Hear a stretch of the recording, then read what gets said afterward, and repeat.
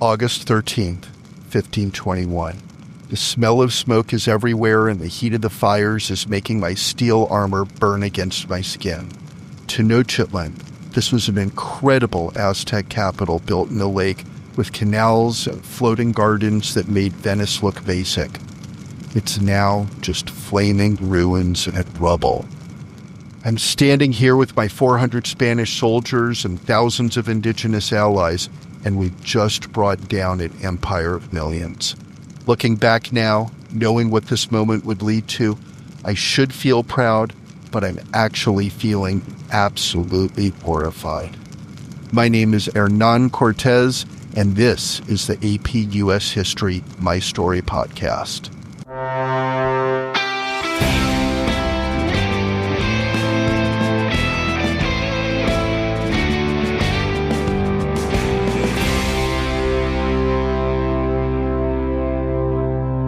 Okay, so let's be real about what happened here, because it's way more complicated than Spanish guy shows up and conquers everyone. When I landed in Mexico in 1519 with 500 guys and some horses, I was a 34-year-old Cuban colonist looking to get rich quick. The Aztec Empire under Montezuma II had millions of people, sophisticated cities, and military power that should have crushed us in about 5 minutes. But here's where it got wild, and this is something I definitely didn't understand at the time. Montezuma thought I might be Quetzalcoatl, this feathered serpent god who was supposed to return from the east. The prophecy said he'd be pale-skinned and bearded, arriving in the year Sayacatl.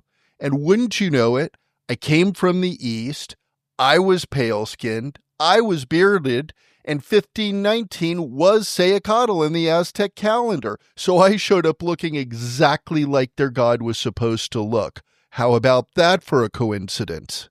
So instead of immediately just killing us, which no cap they could have totally done, Montezuma invited me into Tenochtitlan as an honored guest. This city was insane. They had running water, public toilets, floating gardens called chinampas, and markets that sold everything you could imagine.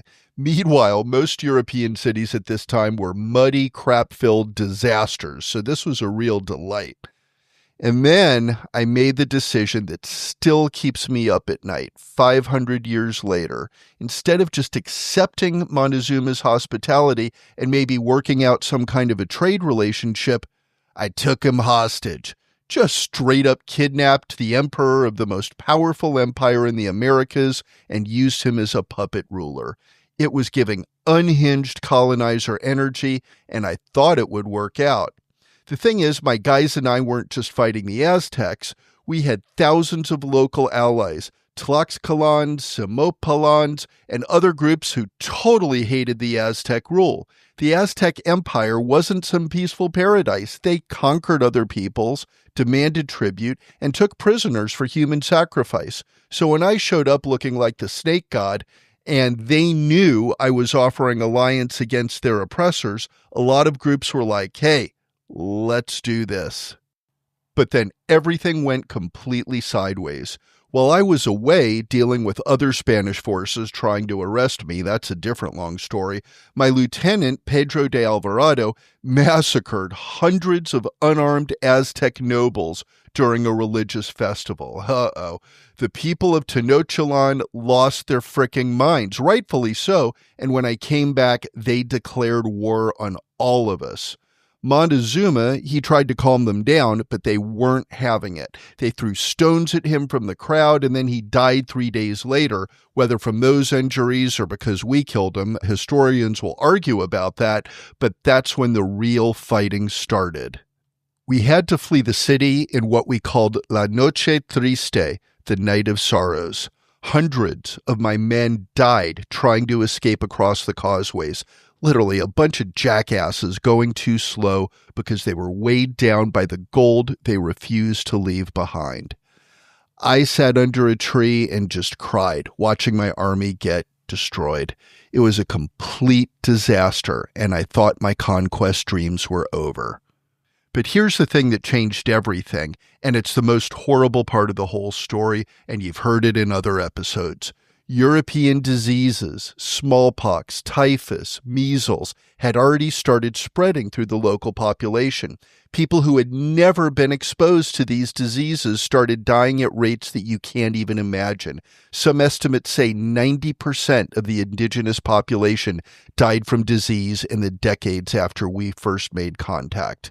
So when I came back to besiege Tenochtitlan for 75 days, I wasn't just fighting a weakened military force, I was fighting people who were dying horribly from plagues they had no immunity against. The city that had once seemed invincible was now fighting for survival on every front. Looking back now with centuries of perspective, what happened in Mexico wasn't just one conquest, it was part of the largest demographic catastrophe in human history. The Columbian Exchange that Columbus started in episode 1.4 wasn't just about trading goods and ideas, it was about old world diseases completely devastating New World populations who had been isolated from them for thousands of years. The Spanish Empire that grew out of my conquest created this whole social and economic system that would shape the Americas for centuries. We're talking about the encomienda system, where Spanish colonists got grants of land and indigenous labor. It was basically slavery with extra steps, and it set up racial hierarchies that lasted long after Spanish colonial rule ended. The wealth that flowed out of Mexico and Peru, we're talking about massive amounts of silver and gold, literally changed the global economy. All that precious metal flowing into Europe caused inflation, funded wars, and shifted the balance between European nations. The Spanish Empire became the first truly global empire in human history, with territory in the Americas, Asia, and Europe. And another bummer, by destroying the Aztec Empire, I also destroyed knowledge systems that had taken centuries to develop. They had a sophisticated understanding of astronomy, mathematics, agriculture, and medicine. They had it in books called codices that recorded all of their history and knowledge. Well, most of that got burned by Spanish missionaries who thought it was pagan devil worship.